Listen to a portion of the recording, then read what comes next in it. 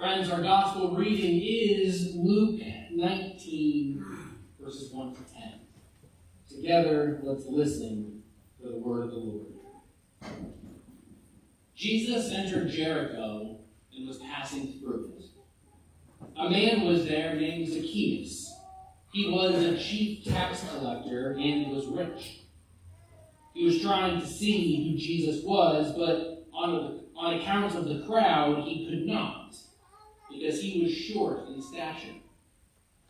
So he ran ahead and climbed a sycamore tree to see him, because he was going to pass that way. When Jesus came to the place, he looked up and said to him, "Zacchaeus, hurry and come down, for I must stay at your house today." So he hurried down and was happy to welcome him. All who saw it began to grumble and said, "He has gone to be the guest of one who is a sinner." Zacchaeus stood there and said to the Lord, "Look, half of my possessions, Lord, I will give to the poor. And if I have defrauded anyone of anything, I will pay back 4 times as much." Then Jesus said to him, "Today salvation has come to this house, because he too is a son of Abraham. For the Son of Man came to seek out and to save the lost." This is the word of the Lord. Thanks be to God. I just wanted to check with everyone. You guys all saw it this morning on the way to church. I don't know if you passed it or saw it off in the distance. Anyone, I don't know if you guys here saw it. I didn't get a good look at it. To be fair, if you guys didn't see it, don't worry, I didn't either. But I was getting ready to come here this morning, and I kept hearing that if you looked, you wouldn't miss it. It'd be impossible to miss. But I did. I don't know how I missed it, but I did. And so I was frankly hoping one of you guys here saw it on your way in. But that's okay. I guess something was just blocking us from seeing it here. Blocking you guys and blocking me from seeing it. Oh, God, I'm so sorry.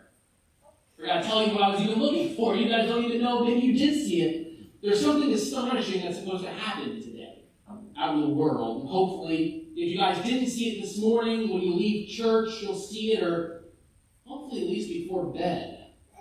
Because today, as we heard in Scripture, is the time of God's salvation.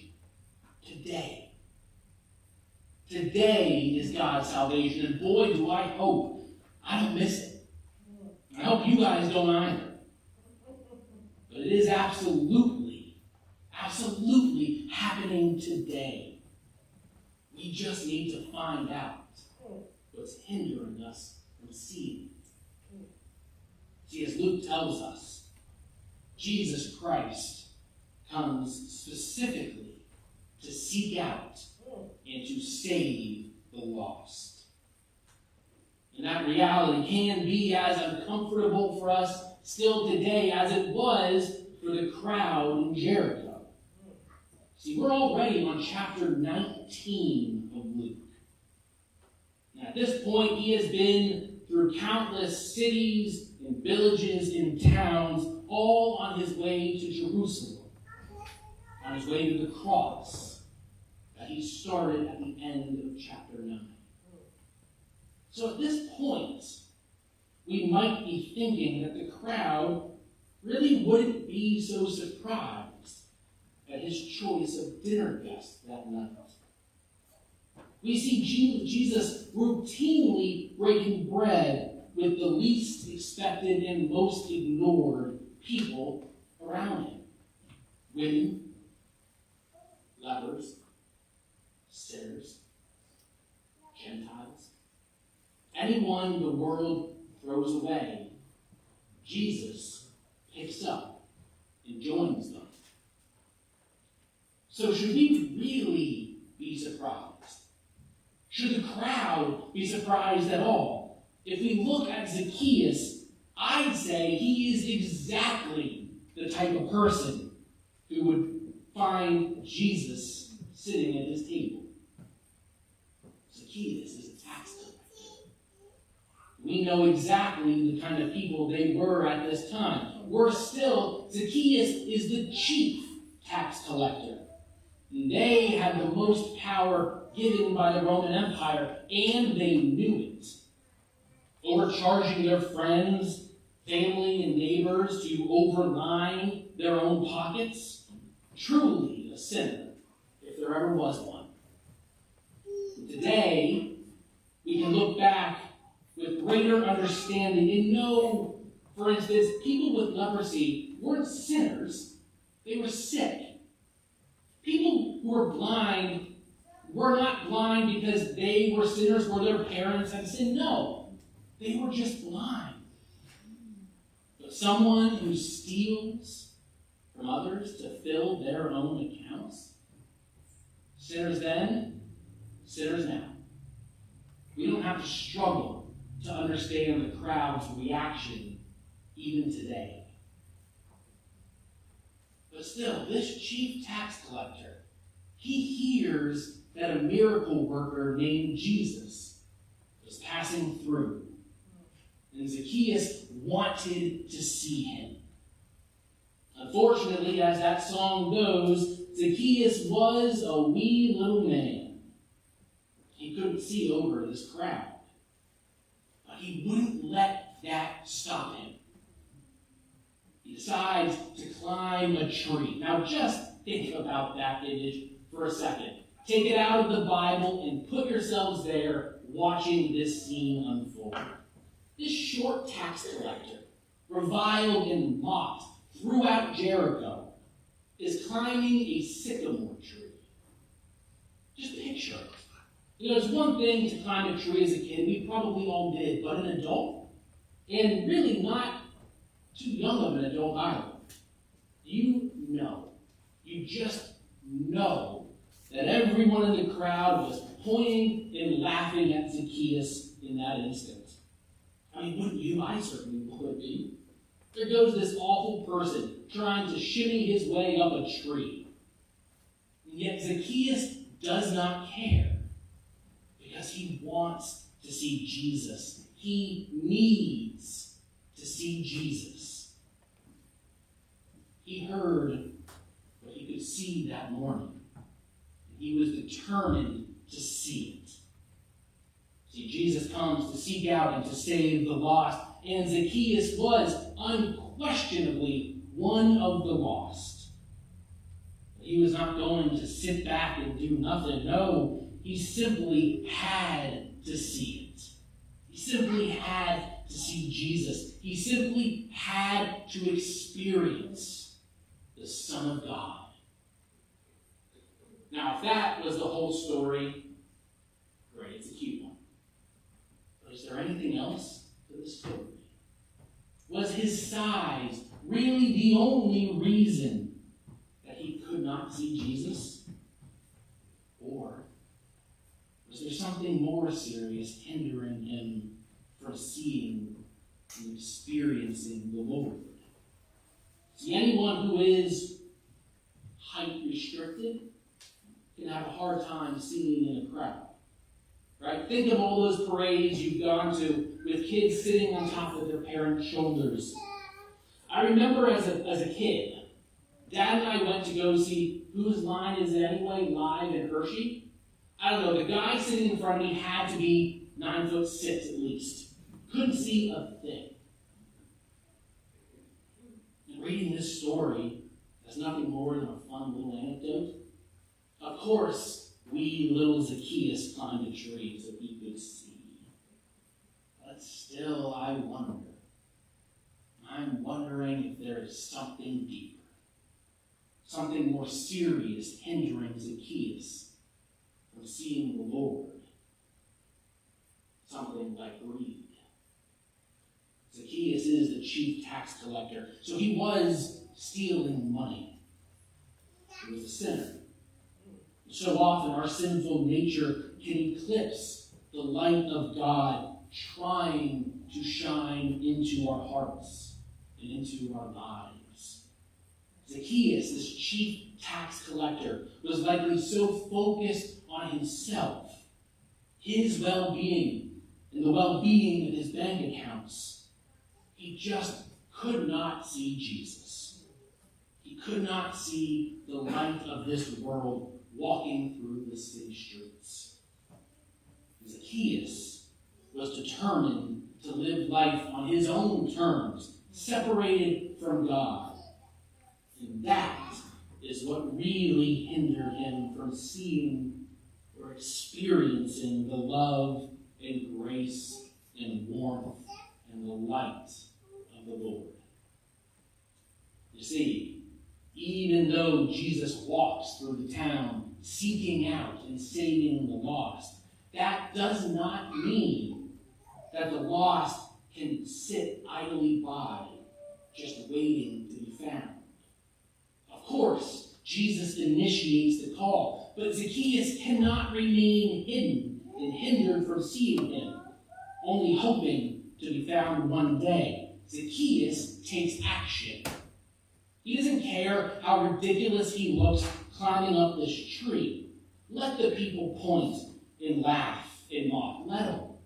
Let them tease and try to embarrass him. Zacchaeus does not care. He decides in this moment, on this morning, he no longer wants to be hindered from seeing the Lord. And he will do whatever it takes to see Jesus and to be found. Now, at this point in Jesus' journey, Jesus is used to the crowds that form. He doesn't exactly have a low profile at this point, especially in a city like Jericho. So as he enters the city, the crowd immediately forms around him. Likely, people had been waiting overnight, lining the streets already to get a view. Jesus begins walking the streets. He's on a mission. The crowds all want to see him, to touch him, to speak to him. And Jesus will do all of that. But he is also on a mission in Jericho, to seek out, to save the lost. And in Jericho, his internal sensors are buzzing, because there is a lost soul here, ready and willing to be found. Jesus knows it. Jesus just needs to find him. But then look at this crowd surrounding Jesus, growing by the minute. The curves and the sides of the streets have long since disappeared underneath the crowds. You can just picture this scene, this chaos. From the front of the row to the back, maybe 10 people deep or more, on every side and at every point. You probably cannot see even an eighth of this crowd. But Jesus knows. Jesus always knows. There is a lost soul in this crowd, in the bounds of Jericho, and he is seeking out that soul. You must stay with that soul today.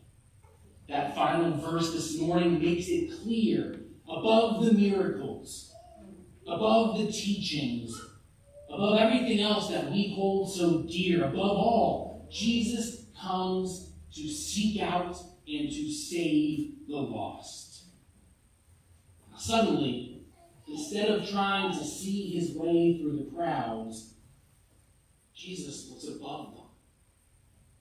Leaning off the branch of that sycamore tree, Jesus finds him. Zacchaeus, long hindered from seeing Jesus, finally did what he needed, and thankfully, Jesus finds him. Because there isn't a day to waste. Zacchaeus, hurry and come down. I have to stay at your house today. As Jesus enters Jericho, facing yet another massive crowd, he knows someone desperately needs to be found. With a little help from that wee little man, Jesus finds him. Now, of course, Zacchaeus now must decide what he's going to do next. And this is the part coming up that makes the story of Zacchaeus different from so many other stories. Because he does not come down despondent, begging for mercy. Zacchaeus does not ask for forgiveness. He doesn't try to hide in the crowd, even as they all grumble about this turn of events. No, Zacchaeus hurries down and happily welcomes Jesus with a smile. Think of the many others that Jesus helps through the Gospels. They all come to him emotionally, physically, and spiritually exhausted. They often beg for mercy, beg for help. But not Zacchaeus, not in this story. He rushes down that tree and greets Jesus with a smile. And a smile in a way that we would all greet someone we had long been searching for and long been hindered from seeing. Welcoming an old friend. And before Jesus can pass any kind of judgment, before Jesus can proclaim Zacchaeus' faith for his reaction, Zacchaeus pronounces to Jesus and to the crowd surrounding them, "Look, I will give half my possessions to the poor.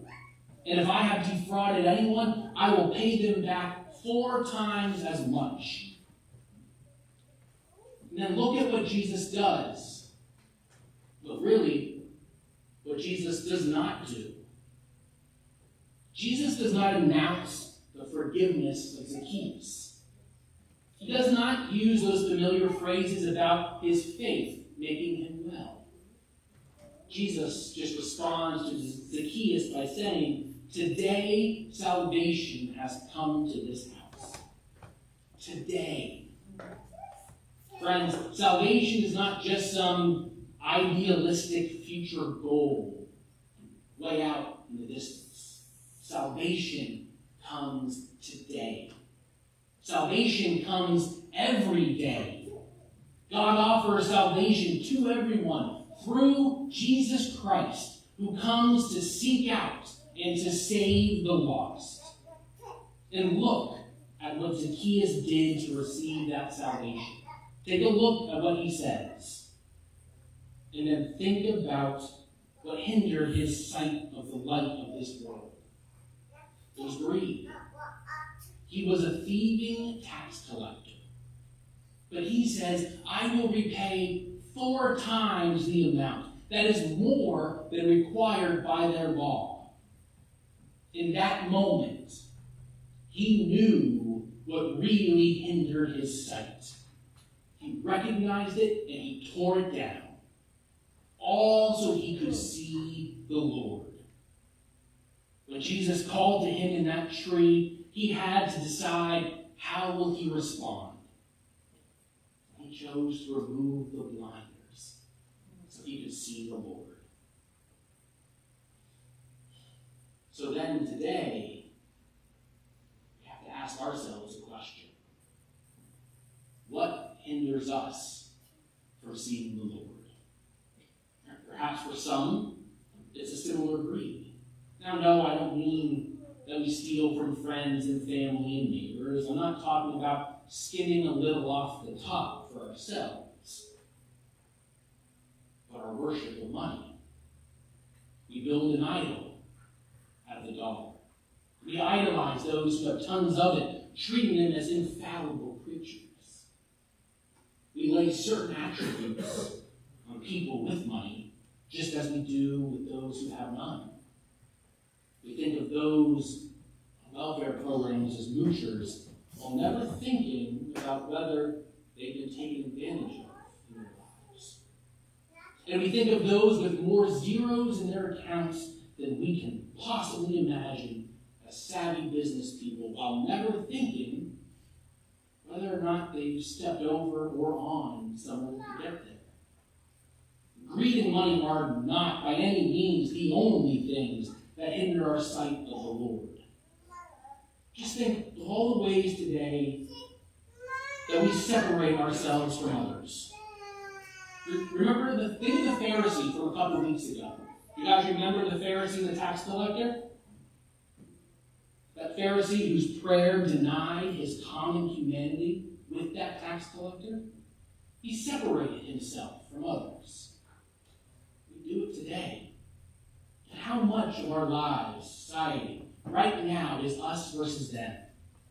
We see people as those who agree completely with us or disagree completely with us. Nothing in between. We build walls around ourselves, trying to isolate ourselves. Walls we think will keep us safe. All they do in reality is keep us from seeing the Lord, from hearing God's call today.